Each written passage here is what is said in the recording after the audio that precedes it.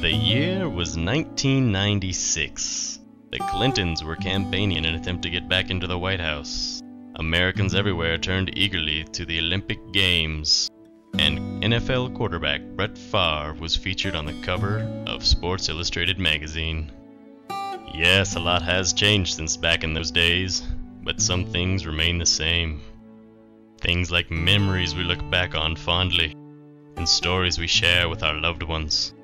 This is one such story. In fact, it's more of a legend. This is the legendary tale of the tent incident.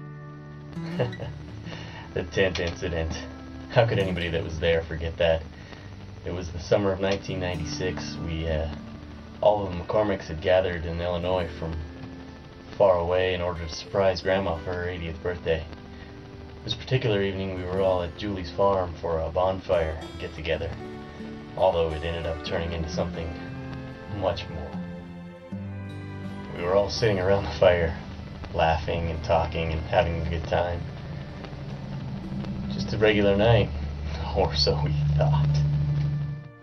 I remember that my parents had gotten my brother and I excited about the fact that we got to camp out on the farm, which basically consisted of a tent set up in the backyard.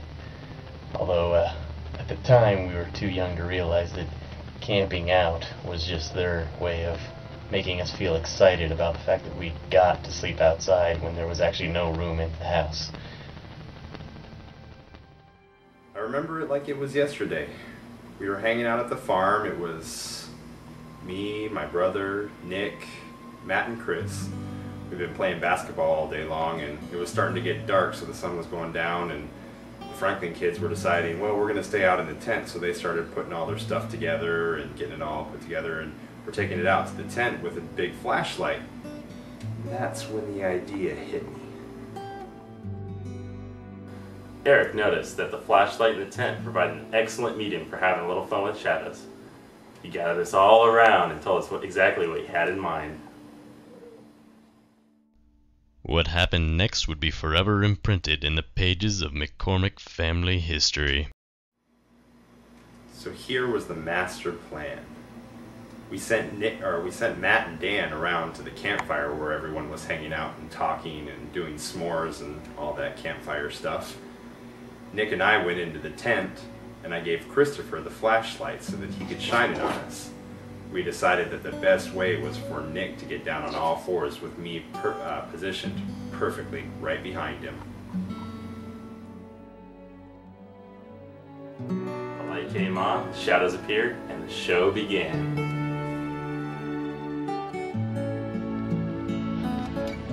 They thrusted, they were grunting, they were screaming, and they sold it completely. It was amazing. The performance received mixed reviews. Matt and I were laughing hysterically. Joni loved it.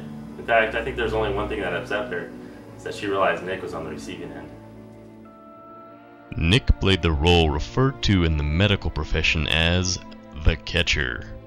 In order to ensure the moment would be funny for everyone, he opted to take one for the team. Although many appreciated the levity provided by their actions, they would not be without consequences. I ended up having to spend the rest of the evening thinking about things in the room with a small TV, watching the Olympics happen in Atlanta. But the smile on Joni's face and her really big laugh when it was all happening, along with Pete's impressive handshakes and high fives and hand pounds, it made it all worth it. I remember that Eric got in trouble. Personally, I think it was totally worth it. In fact, the only way it could have been any better was if he ran out of that tent with a Captain Uzo mask on.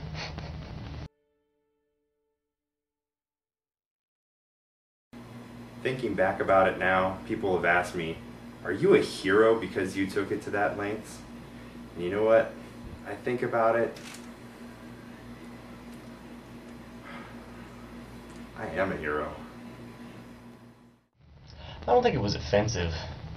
I think it was more ahead of its time. Back then nobody was ready to see that sort of thing.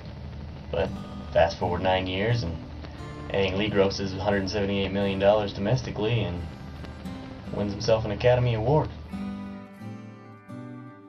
In the year 2005, movie Brokeback Mountain was released to critical acclaim.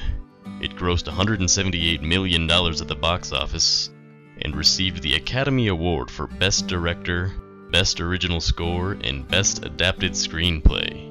It was also nominated but failed to win the award for Best Picture. You know, Ang Lee walked out of the awards because he was so upset that Brokeback Mountain didn't win the Academy Award for the Best Picture. But really, I'm the one who should be upset. It was my idea. Nick was in front of me saying that he doesn't know how to quit me. The lawsuit is still pending. The Tind incident remains unresolved not only in the legal system, but in the hearts and minds of those who were there to experience it. We reminisce about that day at every family gathering. My only regret is that it happened before the age of camera phones and YouTube.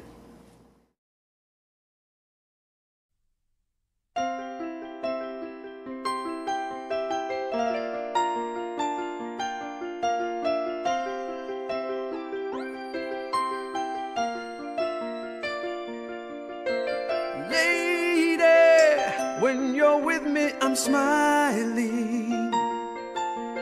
Give me, your love. Your hands build me up when I'm sinking. Touch me, and my troubles all fade. Lady, from the moment I saw you standing, alone, you gave all the love that I needed. So shy, like a child who had grown. You're my lady of the morning. Love shines. Happy birthday, Johnny. I'm hoping that you're surprised at your surprise 50th that happens every big birthday. Happy birthday, Johnny. I wish that I could be there with you to see your face when you get surprised. But also, I wish I could see your face when you get a chance to see this video. I hope it makes you laugh, and I hope it brings back fond memories. Happy birthday. Hey, Joni. Just want to wish you a happy birthday. Say I hope you had as much fun watching this as I had putting it all together, and that you've always been young at heart, and may you stay that way for years to come. You're my lady of the morning. Love shines in your eyes, sparkling, clear and lovely. You're my lady.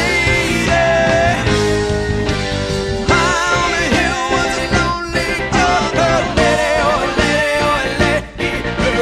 she on the back to the lonely girl, sparkling, clear and lovely. You're my lady.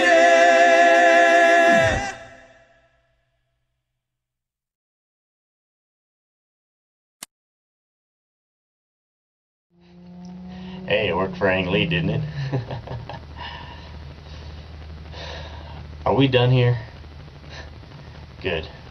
Any idea how hot it is in here? It's like conducting an interview in a sauna. I mean, seriously, if you can't make people comfortable, how do you expect them to act professionally? I'm out of here.